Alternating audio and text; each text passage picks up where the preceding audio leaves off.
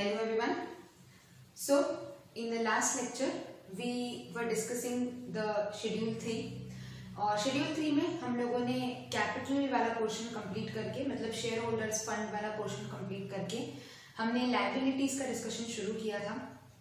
आज हमारा balance sheet का first part that is equity and liabilities वाला टॉपिक कंप्लीट हो जाएगा। सो कल हम लोगों ने करंट और नॉन करंट के बीच में डिफरेंसेस डिस्कस करे थे। बेसिकली मैंने आपको समझाया था कि करंट लायबिलिटीज क्या होती है एंड देन हम लोगों ने डिस्कशन शुरू करी थी as the order is in the order of permanence, जैसा कि हमने बात करी थी। सबसे पहले इक्विटी एंड लायबिलिटीज में सबसे पहले इक्विटी है मतलब शेयर होल्डर्स फंड है, then we have application money pending allotment, फिर है हमारे पास नॉन करंट और लास्ट में आएगा करंट लायबिलिटी। तो नॉन करंट लायबिलिटी का जो फर्स्ट सब हेड है that is long term borrowings, इसका डिस्कशन हमने कल कंप्लीट किया था और हमने बात करी थी कि लॉन्ग टर्म बोरोइंग्स में क्या क्या चीजें आपको शो करनी होती है, क्या क्या इन्फॉर्मेशन देनी होती है डिस्क्लोजर रिक्वायरमेंट्स में, जैसे कि आपको मैच्योरिटी के साथ बताना होता है, सिक्योरिटी की इन्फॉर्मेशन देनी है, अगर कोई लोन डायरेक्टर्स द्वारा गारंटी किया गया है तो वो इन्फॉर्मेशन देनी है। तो ये सारी हमने डिटेल्स डिस्कस करी थी कि अपार्ट फ्रॉम जस्ट मेंशनिंग कि कितने लोन हैं, उन लोन्स के साथ साथ आपको उन लोन्स के बारे में इंफॉर्मेशन भी प्रोवाइड करनी होती है। अब आगे आ जाते हैं बाकी के केसेस, बाकी के हेड्स पर। सो डेफर्ड टैक्स लायबिलिटी, डीटीएल मतलब डेफर्ड टैक्स लायबिलिटी, ब्रैकेट में मैंने लिखा है नेट और कल मैंने आपको कहा था ये नेट बहुत जरूरी होता है। सो बात कर रहे थे डीटीएल क्या होता है। बेसिकली जैसा कि हमने सिलेबस के बारे में इनिशियली बात करी थी तो मैंने आप लोगों को बताया था कि हमारे सिलेबस में अकाउंटिंग स्टैंडर्ड्स रहेंगे। सो जब हम अकाउंटिंग स्टैंडर्ड्स पढ़ेंगे, accounting standard 22 deals with the creation of DTA and DTL, तो और हमें डिटेल में समझ में आएगा। बट अभी हम कॉन्सेप्ट समझ लेते हैं कि डेफर्ड टैक्स असेट और डेफर्ड टैक्स लायबिलिटी एक्चुअली होता क्या है। सो बेसिकली जैसा कि आप लोगों ने अगर टैक्सेशन पढ़ा है कभी पहले या अगर आप फर्स्ट ग्रुप की प्रिपरेशन कर रहे हो या कर चुके हो एज द केस में भी, अगर कभी टैक्स पढ़ा हुआ है सो बेसिकली आप लोगों ने देखा होगा कि टैक्स के रूल्स और अकाउंट्स के रूल्स में कहीं कहीं पर फर्क आ जाता है। अगर नहीं भी पढ़ा है तो मैं बता देती हूँ that there are certain provisions in income tax which do not exist in से अकाउंट्स, और कुछ ऐसे प्रोविजंस होते हैं अकाउंट्स के जो कि इनकम टैक्स मान्य नहीं करता है। So there are differences in treatments of accounts. बहुत बार ऐसा होता है कि कोई चीज से फॉर एग्जांपल एक बहुत बेसिक अमाउंट में ले लूं जो हमने अगर टैक्स नहीं भी पढ़ा है तो भी हम समझ जाएंगे, क्योंकि अकाउंट्स तो हम पढ़ ही रहे, बचपन से पढ़ रहे, 11th 12th पढ़ ही रहे। सो बेसिकली डेप्रिसिएशन एक कॉन्सेप्ट है जो हम बहुत जानते हैं, अच्छे से हम पढ़ते आए हैं। डेप्रिसिएशन क्या होता है हमें पता है। बेसिकली इनकम टैक्स में डेप्रिसिएशन निकालने का एक अपना अलग तरीका है पूरा, और अकाउंट्स में डेप्रिसिएशन निकालने का एक पूरा अलग तरीका है जो हमें पता है। अब क्योंकि डेप्रिसिएशन का अमाउंट तो अलग अलग तरीके से निकाला जाता है तो ऑफ कोर्स दोनों जगहों पर डेप्रिसिएशन अलग आता है। इनकम टैक्स में डेप्रिसिएशन अलग कैलकुलेट किया गया, अकाउंट्स में डेप्रिसिएशन अलग कैलकुलेट किया गया। अगर एक भी खर्चा बदल जाएगा आपके प्रॉफिट एंड लॉस अकाउंट में, एक भी एक्सपेंस अगर चेंज हो गया, मतलब इनकम टैक्स में अलग फिगर है, अकाउंट्स में अलग फिगर है, क्या ये पॉसिबल है कि दोनों तरफ प्रॉफिट सेम आएगा? ऑफ कोर्स नॉट, ऐसा पॉसिबल ही नहीं है कि एक्सपेंसेस बदल गए, अगर फिगर्स बदल गए तो फाइनल आंसर सेम आ ही नहीं सकता। So there are various provisions जो कि डिफरेंसेस क्रिएट कर देते हैं। इनकम टैक्स में कुछ अलग बोला गया है, अकाउंट्स में कुछ अलग बोला गया है, और इन दोनों के कारण आपकी अकाउंटिंग इनकम और टैक्सेबल इनकम में फर्क आ जाता है, जिसके कारण आपके टैक्सेस बदल जाते हैं। मतलब tax as per income tax अलग है और tax as per accounting income, मतलब जो मेरी अकाउंट्स की इनकम है उसमें जो टैक्स निकल के आ रहा है और इनकम टैक्स में जो टैक्स निकल के आ रहा है वो अलग अलग आ जाता है। ऑफ कोर्स सिंपल सी बात है, अगर प्रॉफिट बदल गया है तो टैक्स ऑटोमेटिकली बदल ही जाना है। सो बेसिकली उन केसेस में उन डिफरेंसेस को बुक्स में रिकॉग्नाइज किया जाता है either by way of deferred tax asset और by way of deferred tax liability. So basically कब डीटीए अराइज होता है, कब डीटीएल अराइज होता है, ये पूरा डिटेल डिस्कशन है हम लोगों को जब हम अकाउंटिंग स्टैंडर्ड्स पढ़ेंगे तो हम वो तब आराम से समझ लेंगे। बेसिकली हमें कॉन्सेप्ट समझ में आ गया। क्या कॉन्सेप्ट समझ में आ गया कि क्योंकि हमारे कुछ ऐसे प्रोविजंस हैं जिनके कारण अकाउंटिंग इनकम और टैक्सेबल इनकम में डिफरेंसेस आ जाते हैं, तो क्योंकि इनकम में डिफरेंसेस आ जाते हैं ऑफ कोर्स टैक्स में भी डिफरेंसेस आ जाते हैं, और उन डिफरेंसेस को रिकॉग्नाइज किया जाता है either by way of DTA और बाय वे ऑफ डीटीएल। तो या तो डीटीए बन रहा होगा या तो डीटीएल बन रहा होगा। अब सपोज अगर आपकी बुक्स में एक से ज्यादा डिफरेंसेस आ रहे हैं, जैसे एक तो मैंने डेप्रिसिएशन का एग्जांपल लिया, और भी बहुत सारी ऐसी चीजें होती हैं जो धीरे धीरे हम लोगों को समझ में आएंगी।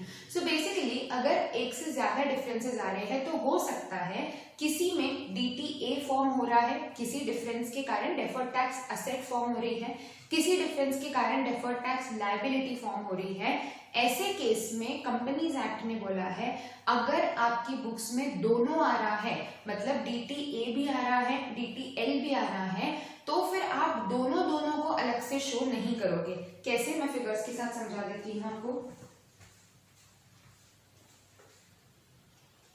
सो बेसिकली से फॉर एग्जाम्पल अगर हम कुछ फिगर्स लेके देखें कि हमारी बुक्स में डेफर्ड टैक्स असेट आ रही थी 10,000 की, ठीक है, डेफर्ड टैक्स असेट आ रही थी 10,000 की, और डेफर्ड टैक्स लायबिलिटी आ रही थी से फॉर एग्जाम्पल 15,000 की। अब ये कैसे आ रही थी? डिफरेंसेस के कारण आ रही थी, डेप्रिसिएशन हो सकता है, और भी बहुत सारे एग्जांपल्स हो सकते हैं, और इनके कैलकुलेशन हम लोग AS 22 में पढ़ ही लेंगे। But basically the point which I want to highlight over here is कि आपको असेट भी बन रही है, आपकी लायबिलिटी भी बन रही है।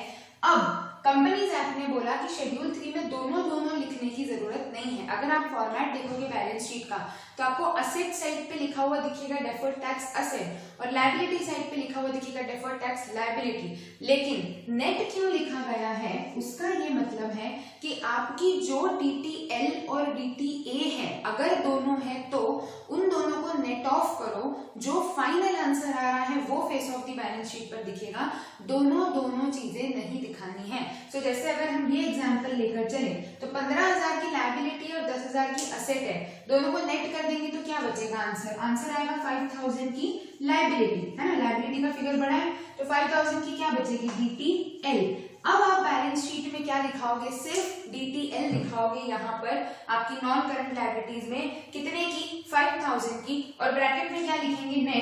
नेट का मतलब क्या है? नेट का ये तात्पर्य है कि 5,000 कहाँ से निकला है? 15 और 10 को एडजस्ट करके निकला है। DTI का जो नोट बनाया जाएगा, नोट्स टू अकाउंट्स बनाया जाएगा, उस नोट में 15,000 और 10,000 की डिटेलिंग आपको देनी रहेगी कि 5,000 तो नेट है। ये नेट कैसे निकला अगर आपको जानना है तो कहाँ जाओ? Notes to accounts. Notes to accounts में ये चीज दिख जाएगी कि DTL था 15 का, DTA था 10 का, जो भी नेट ऑफ होकर क्या आ गया है हमारे पास? 5,000 नेट DTL आ गया है। So this is how you represent deferred tax liability. तो क्या होती है डेफर्ड टैक्स लायबिलिटी? जब अकाउंटिंग इनकम और आपकी टैक्सेबल इनकम में फर्क आ जाता है तो उस कारण से जो टैक्सेशन में डिफरेंस आता है उसे या तो DTA या DTL के रूप में शो किया जाता है। अगेन कब DTA कब DTL ये हम समझ लेंगे, बट अभी के लिए हमें ये समझ में आ गया कि बेसिकली करना क्या है, how do we have to present it in the schedule 3 as per the schedule 3 basically. अब चलते हैं आगे, अदर नॉन करंट लायबिलिटीज। तो अदर नॉन करंट लायबिलिटीज क्या है, या बेसिकली हम बोल सकते हैं other long term liabilities.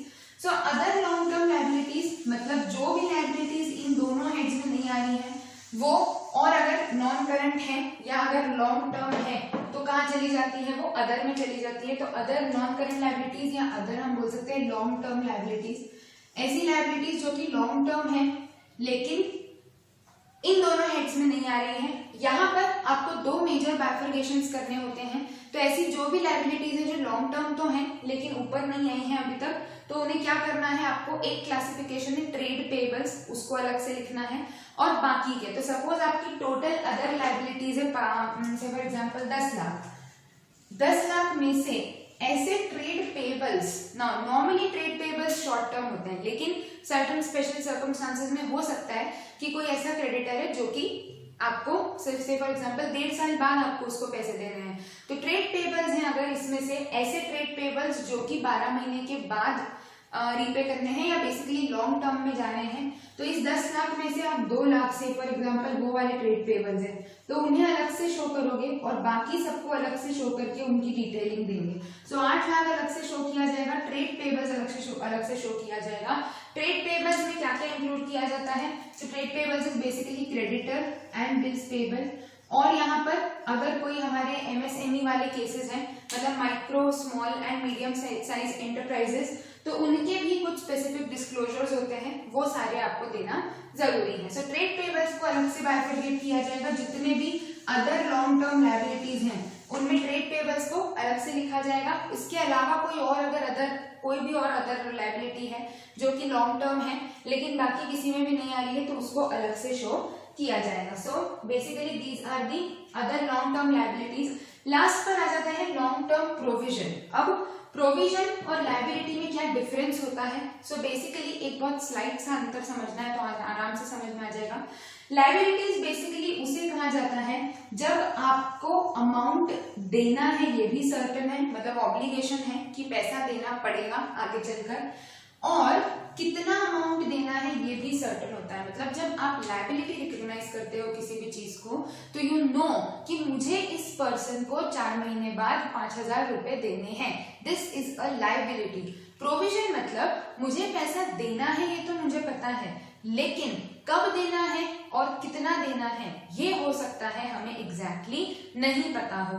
So basically ऐसे जो अमाउंट्स होते हैं उनके लिए आप प्रोविजन बनाते हो। एज सून एज ऑब्लिगेशन आ गया कि हाँ पैसा देना तो है तो आपको बुक्स में तो रिकॉर्ड करना है। जैसे ही उसका आप एस्टिमेट बना सकते हो, प्रिसिजन कर सकते हो कि हाँ अराउंड इतना पैसा देना पड़ेगा, तो आप क्या बना लोगे उसका बुक्स में एक प्रोविजन बना लोगे। प्रोविजन बना लेने के बाद अब अगर वो प्रोविजन लॉन्ग टर्म प्रोविजन है, मतलब वही नॉन करंट प्रोविजन है, तो नॉन करंट प्रोविजन इधर आ जाएंगे हमारे। इस हेड में प्रोविजंस का वापस 2 मेजर बाइफर्केशंस होंगे। ऐसे प्रोविजंस जो आप इंप्लॉइज के बेनिफिट के लिए बना रहे हो, प्रोविजन फॉर इंप्लॉय बेनिफिट्स, वो अलग से दिखाए जाएंगे। और उनके अलावा जो बाकी के प्रोविजंस होते हैं जो कि लॉन्ग टर्म है, शॉर्ट टर्म प्रोविजंस की अभी बात मैं नहीं कर रही, वो हम करंट लायबिलिटी में आएंगे तब बात करेंगे। नॉन करंट पढ़ रहे हैं तो बाय डिफॉल्ट हम लॉन्ग टर्म की ही बात कर रहे हैं। लॉन्ग टर्म प्रोविजंस मतलब ऑब्वियसली 12 महीने बाद वाले या ऑपरेटिंग साइकिल के बाद वाले, जो हमने करंट में डेफिनेशन पढ़ी थी उसका ऑपोजिट। तो उन प्रोविजंस में से जितने इंप्लॉय बेनिफिट के प्रोविजंस हैं वो अलग से लिखने हैं, बाकी के सारे अलग से लिखने हैं along with proper details in the notes to accounts। Employee benefit expenses में कौन से प्रोविजंस आ सकते हैं तो एक एग्जांपल लेके समझ लेते हैं हम। बेसिकली कोई ऐसा प्रोविजन जो कि लॉन्ग टर्म है और आपने एम्प्लॉय के बेनिफिट के लिए बनाया है तो उसे यहाँ पर आपको शो करना है। तो जैसे एक एग्जांपल लें अगर, तो हम लोगों ने सुना है ग्रेचुइटी टर्म हम लोगों ने बहुत सुना हुआ है। सो ग्रेचुइटी क्या होती है कि आपको एक पर्टिकुलर टाइम के बाद अगर आप जॉब छोड़ते हो या रिटायर हो जाते हो या उस एम्प्लॉय की डेथ हो जाती है तो उसको या उसकी फैमिली को एज द केस में भी ग्रेचुइटी का एक लमसम पेमेंट किया जाता है। अब जिन ऑर्गेनाइजेशंस पर स्टैट्यूटरी ऑब्लिगेशन होता है ग्रेचुइटी पे करने का, हो सकता है कि उन्होंने प्रोविजन बनाना शुरू कर दिया, ठीक है, बुक्स में, ताकि एकदम से P&L पे वो नहीं आए, प्रेशर नहीं आए। क्योंकि मान लो 10 साल के बाद 4 लोग रिटायर हो गए तो एक को 10-10 लाख की ग्रेचुइटी दी तो एकदम से क्या हो जाएगा 40 लाख बुक्स में शो हो जाएगा कि 40 लाख पे किया। तो थोड़ा थोड़ा करके हम क्या करना शुरू कर देते हैं, प्रोविजन बनाना शुरू कर देते हैं। लेकिन at this point of time हमें ये तो पता है कि ग्रेचुइटी देनी है वंस द ऑब्लिगेशन अराइजेस, क्योंकि हर किसी को ग्रेचुइटी देनी पड़े ये जरूरी नहीं होता। So there are different provisions. तो सपोज मैं किसी जगह जॉब कर रही हूँ और मेरे ऊपर ग्रेचुइटी लेने का राइट है, मतलब अब मैं जब भी जॉब छोड़ूंगी मुझे गवर्नमेंट जो मेरा डिपार्टमेंट है जहाँ पे भी मैं जॉब कर रही हूँ वो मुझे क्या देगा, ग्रेचुइटी देगा। तो जो मेरा एम्प्लॉयर है उसको ये पता है कि यार ये अब जब भी जॉब छोड़ के जाएगी इसको हमको क्या देना पड़ेगा, ग्रेचुइटी देनी पड़ेगी। लेकिन इन द नियर फ्यूचर मेरा जॉब छोड़ने का कहीं पे कोई भी कंडीशंस एग्जिस्ट नहीं कर रहे हैं, ऐसा कोई इंडिकेशन नहीं है। तो ये एक्सपेक्टेशन नहीं है डिपार्टमेंट की या ये एक्सपेक्टेशन नहीं है हमारे ऑर्गेनाइजेशन की कि विद इन 12 मंथ्स ये पैसा देना पड़ेगा। जैसे ही आप करंट की डेफिनेशन से बाहर हुए, आप कौन सी लायबिलिटी में आ गए, आप आ गए नॉन करंट में। और क्योंकि अमाउंट एस्टिमेट नहीं किया जा सकता, अभी थोड़ी बोल सकते हैं कि कितनी ग्रेचुइटी देनी है, वो तो आगे चल के पता चलेगा। जब मैं जॉब छोड़ूंगी तब एक्चुअल कैलकुलेशन होगी कि मेरी तब की सैलरी कितनी है, मैंने कितने महीने नौकरी करी है, वो सारी चीजें देखकर फिर मेरा जो ऑर्गेनाइजेशन है वो कैलकुलेशन करेगा। तो अभी अमाउंट प्रिसाइसली मतलब एग्जैक्ट अमाउंट नहीं बताया जा सकता।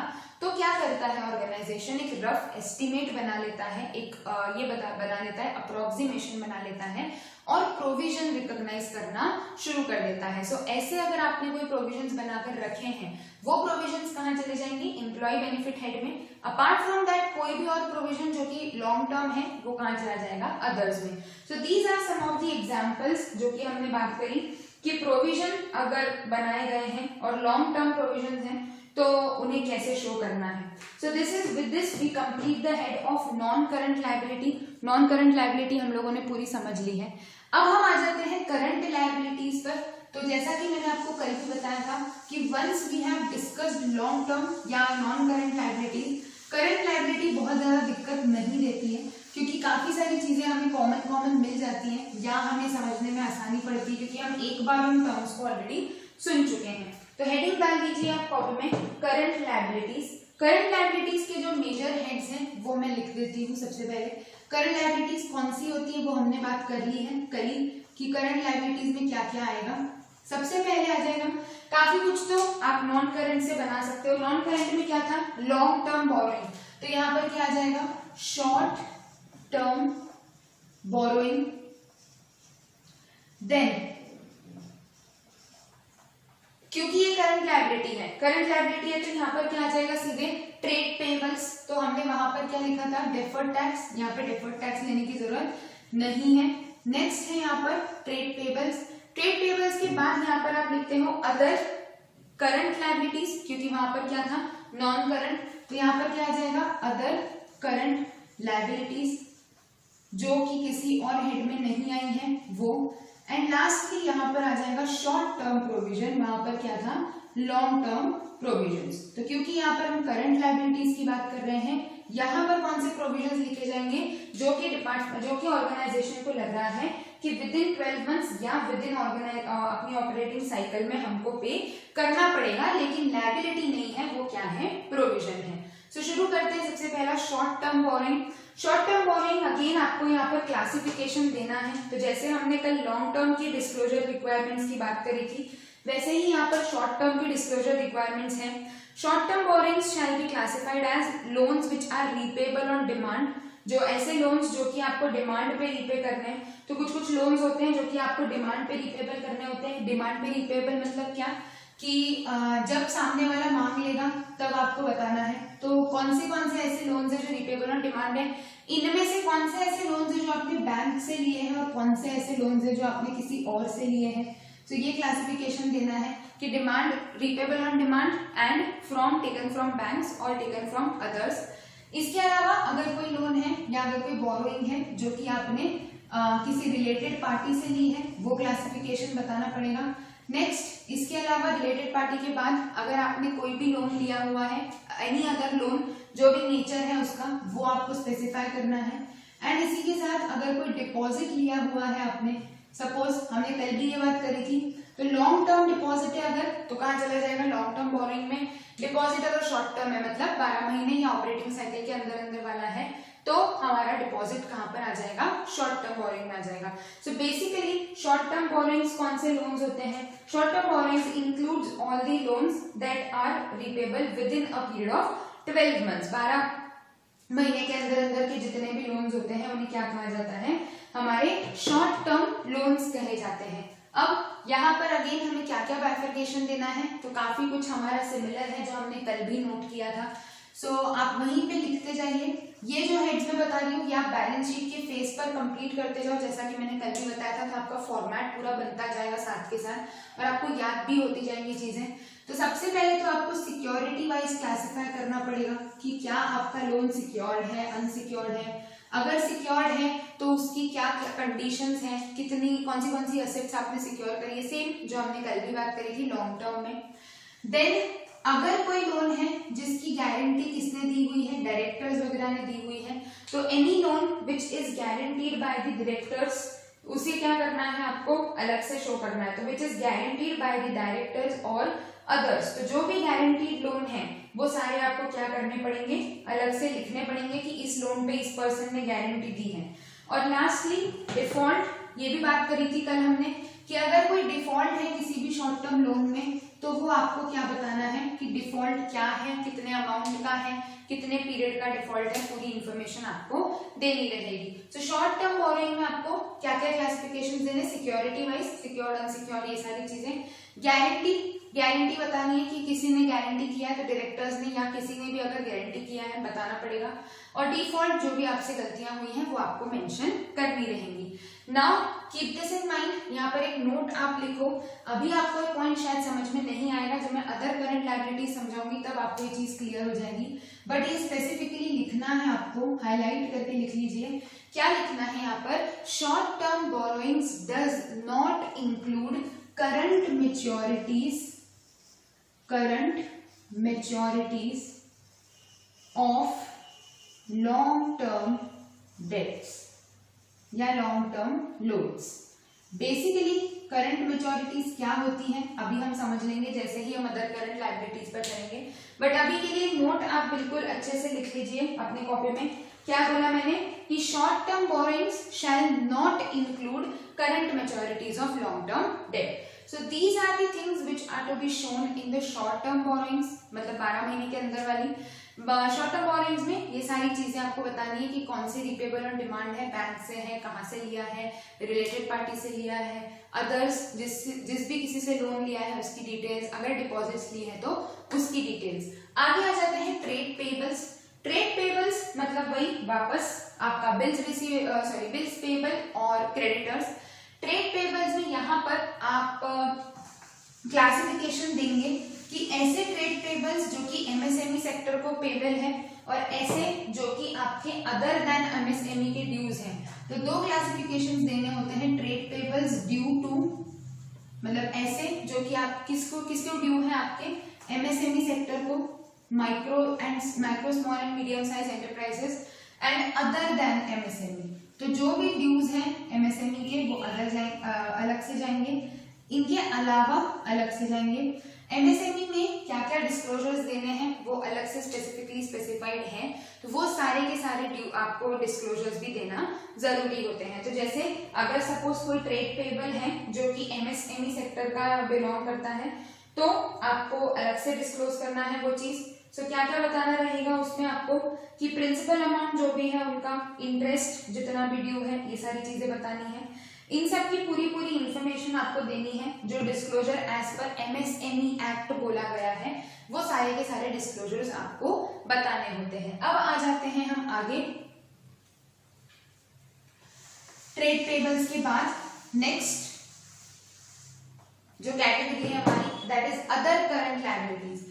अब अदर करंट लायबिलिटीज में आपको बहुत स्पेसिफिकली चीजें समझनी है। कुछ ऐसे यहाँ पर एलिमेंट्स हैं या कुछ ऐसे क्लासिफिकेशंस हैं जो कि बहुत इंपॉर्टेंट है, जिस पर क्वेश्चंस आने के चांसेस होते हैं। तो अदर करंट लायबिलिटीज में सबसे पहला जो हम डिस्कस करेंगे वो वही डिस्कस करेंगे जो ऊपर लिखा है मैंने आपको, current maturities of long term dates.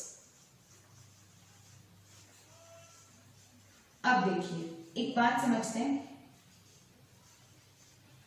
Note कर लीजिए आप इतना।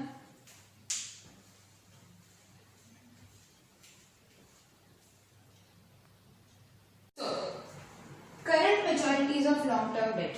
अब देखो एक बहुत बेसिक सा टर्म है जो कि हम बहुत पहले से सुनते आए हैं हमारे आसपास, ईएमआई है ना। लोन जब आप लेते हो तो आप ईएमआई टर्म्स पे लेते हो, हमें थोड़ा बहुत आइडिया भी है। So EMI is basically equated monthly instalments, मतलब कि हमने पढ़ा भी है, हमें पता भी है, हो सकता है हम कोई लोन रीपे भी कर रहे हो। सो बेसिकली होता क्या है कि आप लोन लेते हो और फिर धीरे धीरे करके उसको रीपे करते जाते हो। तो आपने सपोज 5 लाख रुपए का लोन उठाया, 5 लाख के लोन को आपको धीरे धीरे इंस्टॉलमेंट में पे करना है। तो आप हर महीने या हर साल आप से फॉर एग्जाम्पल 50,000 क्या करते जा रहे हो, रीपे करते जा रहे हो। अब सपोज मैं एक एग्जाम्पल दूं आपको कि ये जो लोन है 5 लाख का, इसमें आपको हर साल 50,000 की क्या पे करनी है, इंस्टॉलमेंट पे करनी है, ठीक है। यहाँ पर एक बात अगर हम समझें तो ये जो लोन आप क्लासिफाई करोगे, मतलब ये जो 5 लाख का लोन है या आपने लिया से फॉर एग्जाम्पल 10 साल के लिए है और हर साल आपको 50,000 रुपए रीपे करने हैं। तो अगर मैं ब्रॉडली बात करूं तो कोई भी लोन जो कि 12 महीने के बाद रिपेबल है उसे हम क्या बोल देंगे, लॉन्ग टर्म लोन बोल देंगे। तो 5 लाख का जो लोन है वो बाय डिफॉल्ट तो लॉन्ग टर्म बोरोइंग में जाएगा, लेकिन इस पर्टिकुलर लोन का जो पार्ट है जो हम विद इन 12 मंथ्स रीपे करने वाले हैं, कौन सा, इंस्टॉलमेंट, हर साल इस लोन की एक इंस्टॉलमेंट ऐसी होगी जो विद इन 12 मंथ्स रीपेबल होगी। बात समझ में आ रही है? मतलब 5 लाख का लोन है, 50-50 हजार आप हर साल रीपे करते जा रहे हो, तो आपने 5 लाख का लोन लिया। अब फर्स्ट इंस्टॉलमेंट ड्यू कब होगी, 12 महीने के अंदर कि 12 महीने के बाद, 12 महीने के अंदर। तो अगर मैं ध्यान से समझूं तो नो डाउट ये बोरोइंग कौन सी कैटेगरी की है, बोरोइंग लॉन्ग टर्म बोरोइंग है, लेकिन इस बोरोइंग के अमाउंट का एक हिस्सा विद इन 12 मंथ्स रीपेबल में जा रहा है और बाकी हिस्सा आफ्टर 12 मंथ्स। तो अगर हम इसको कंसेप्चुअली समझें तो 5 लाख में से 50,000 तो करंट लायबिलिटी है। मैं अगर लायबिलिटी की डेफिनेशन के हिसाब से जाऊं तो कल हमने क्या पढ़ा, करंट लायबिलिटी मतलब जो कि विद इन 12 मंथ्स रिपेबल है। अभी के लिए ऑपरेटिंग साइकिल 12 महीने की मान के चलते हैं, ठीक है, क्योंकि बाय डिफॉल्ट 12 महीने की ही अज्यूम करी जाती है। तो 50,000 जो कि विद इन 12 मंथ्स रिपेबल है वो करंट लायबिलिटी में जाता है, और जो 4.5 लाख आप 12 महीने के बाद रीपे करने वाले हो वो कहाँ चला जाता है, नॉन करंट लायबिलिटी में चला जाता है। तो यहाँ से ये चीज तो हमको समझ में आ गई कि अगर हम कंसेप्चुअली जाएं तो no doubt this loan is a long term loan, लेकिन ये पूरा 5 लाख हमारी नॉन करंट लायबिलिटी नहीं है। ध्यान रखना मैं कहाँ पर क्या टर्म्स यूज कर रही हूँ। सो दिस लोन या this borrowing is a long term borrowing, लेकिन ये जो 5 लाख है पूरी की पूरी हमारी नॉन करंट लायबिलिटी नहीं है। इस 5 लाख में से 50,000 हमारी करंट लायबिलिटी है क्योंकि वो हमें विद इन 12 मंथ्स रीपे करनी है।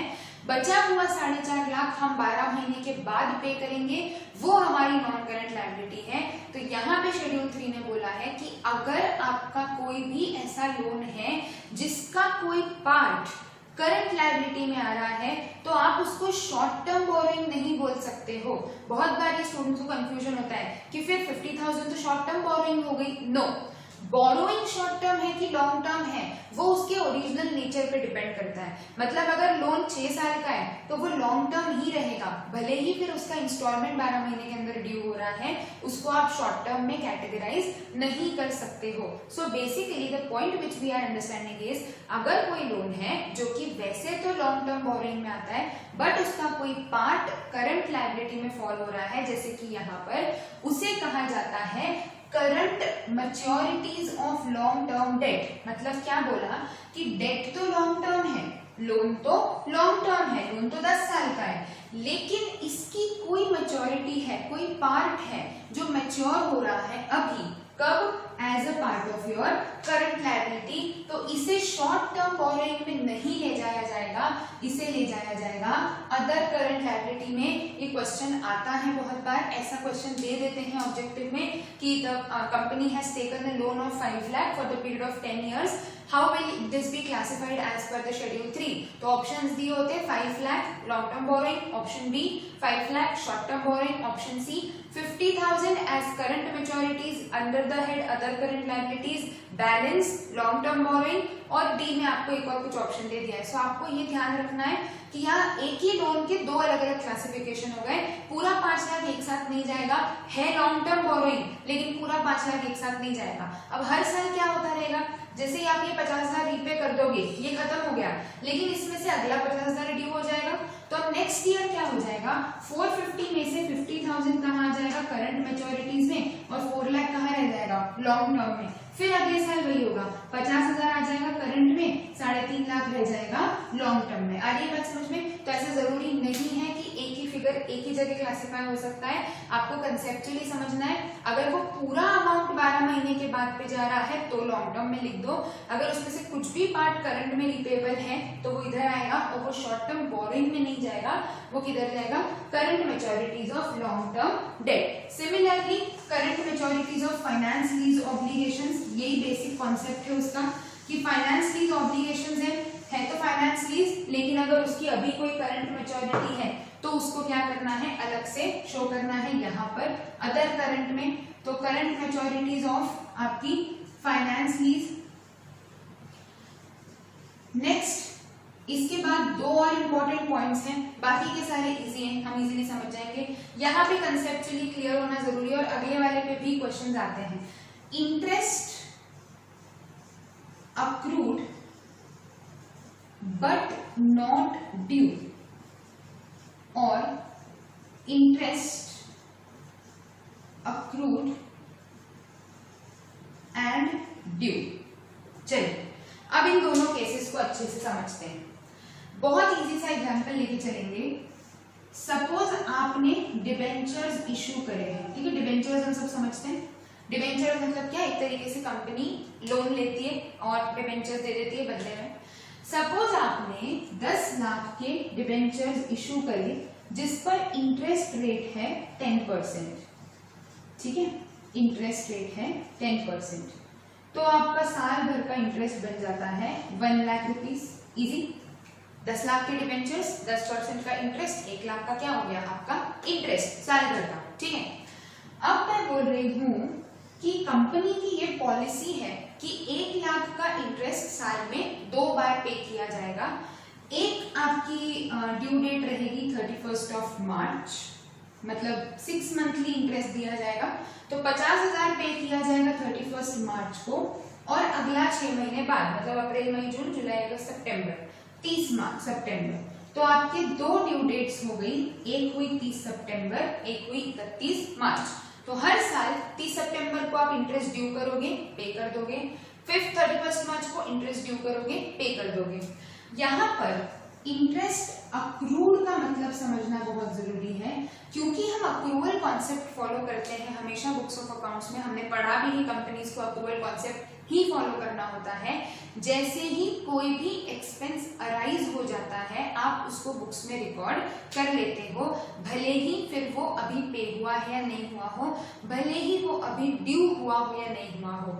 यहाँ पर क्या हो रहा है, जो एक्सपेंस है वो आपने 31 मार्च को रिकॉर्ड किया, और क्योंकि आपकी पेमेंट की ड्यू डेट भी क्या है 31 मार्च है, तो यहाँ पर ये क्या हो जाएगा अक्रूड एंड ड्यू। ड्यू का मतलब जब सामने वाले के पास इस पैसे को लेने का राइट आ जाता है।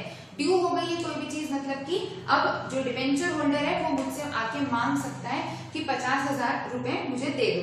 तो ये क्या हुआ, ये सिंपल केस हो गया। मतलब जो मेरी ड्यू डेट है वही मेरी ईयर एंड की डेट है, तो जब साल खत्म हो रहा था तो मैंने 31 मार्च का इंटरेस्ट बुक किया मेरी बुक्स ऑफ अकाउंट्स में, interest account debit to interest payable, और जब भी पे करूंगी तो interest payable to bank. Interest account debit to interest payable, क्योंकि लायबिलिटी है आ गई है, ड्यू हो चुका है, जैसे 31 मार्च हुआ तो कोई टेंशन नहीं है। इसे कहा जाता है इंटरेस्ट अक्रूड एंड ड्यू, मतलब अक्रू भी हो गया और ड्यू भी हो गया।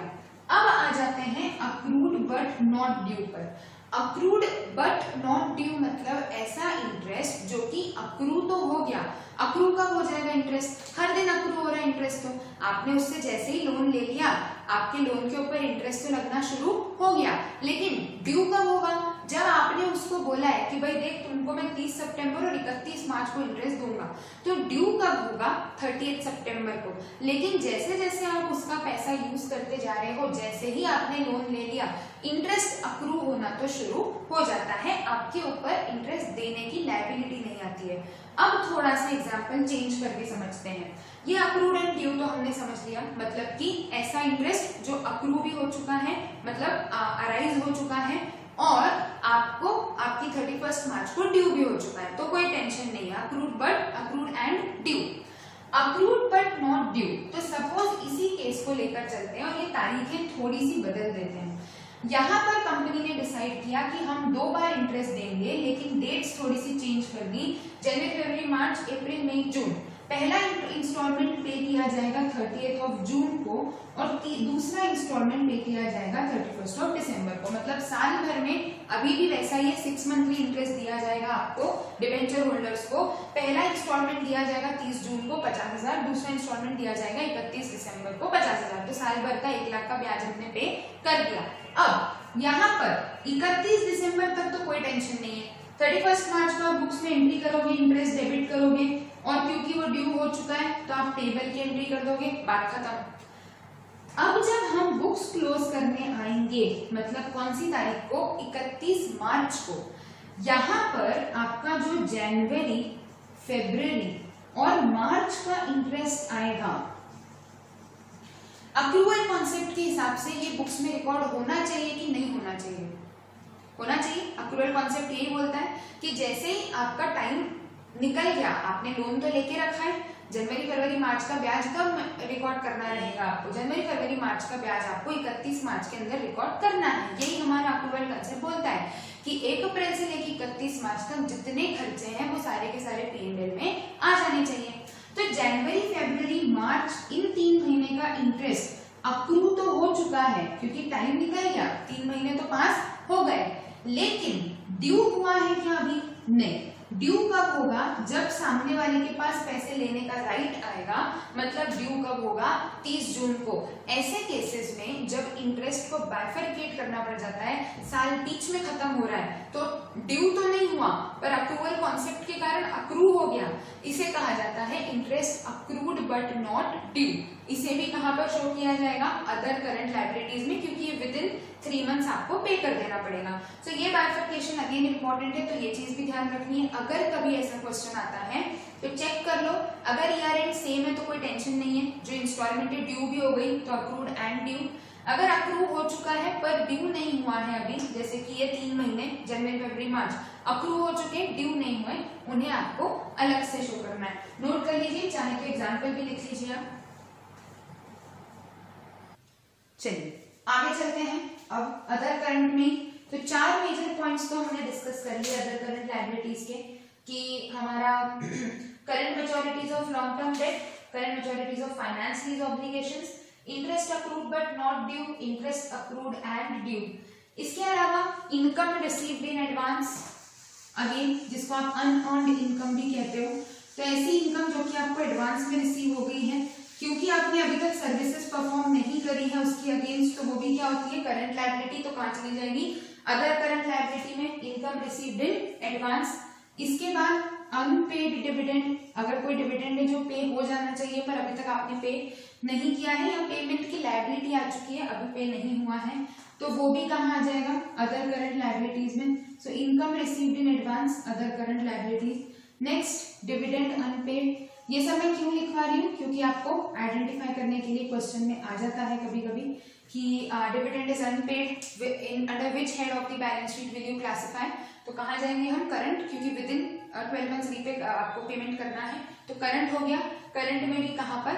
अदर करंट लायबिलिटीज में। तो आपको स्पेसिफिकली हेड्स पता होने चाहिए कौन सी चीज कहाँ पर शो करी जाएगी। इसके बाद अनपेड मैच्योर डिपॉजिट्स, कोई ऐसे डिपॉजिट्स या कोई डिबेंचर्स जो कि मैच्योर हो चुके हैं पर अभी आपने पे नहीं किए हैं, तो अनपेड मैच्योर्ड डिपॉजिट्स या unpaid matured debentures as the case में भी, प्लस अगर कोई इंटरेस्ट इसके ऊपर ड्यू हो चुका है या अक्रू हो चुका है एज द केस में भी, तो ऐसा जो कि डिपॉजिट मैच्योर हो गया है या डिबेंचर मैच्योर हो गया है और आपने पेमेंट अभी तक नहीं किया, तो ऑफ कोर्स ड्यू हो चुका है, तो विद इन जल्दी से जल्दी आपको पे करना ही है। करंट है तो अदर करंट में आ जाएगा। इसके अलावा जो भी आपका एप्लीकेशन मनी होता है, तो कल आप लोगों को एक बात मैंने बताई थी कि हमने ये बात करी थी share application money pending allotment, तो उसमें मैंने आपको बोला था कि 2-3 चीजें स्पेसिफिकली मार्क करके रखो जो कि वहां नहीं जाती हैं।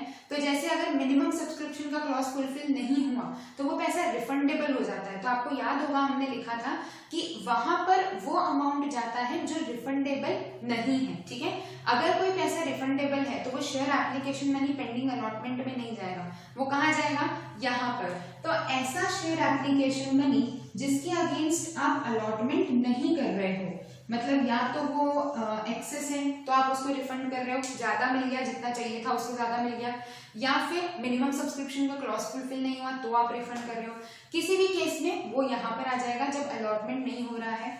या फिर आपके जो कॉल्स इन एडवांस होते हैं, अगेन कॉल्स इन एडवांस है तो वो करंट लायबिलिटी, क्योंकि वो आगे चल के आप एडजस्ट कर दोगे। सो ये सब चीजें कहाँ पर आ जाती हैं? अदर करंट लायबिलिटीज में, ये वहां नहीं जाती है। वहां पे भी मैंने आपको ये चीज लिखवाई थी। 2-3 चीजों को लिंक करते चलने की आदत रखो तो आपको कॉन्सेप्ट समझने में आसानी होती है। इसके अलावा और कोई भी लायबिलिटी है जो कि विद इन 12 मंथ्स रीपेबल है लेकिन स्पेसिफिकली किसी भी और दूसरे हेड में नहीं जा रही है अगर, तो वो भी कहाँ पर लिख दी जाएगी, वो भी इसी पर्टिकुलर हेड में आप शो कर देंगे। So these are the points which are to be kept in mind related to other current liabilities.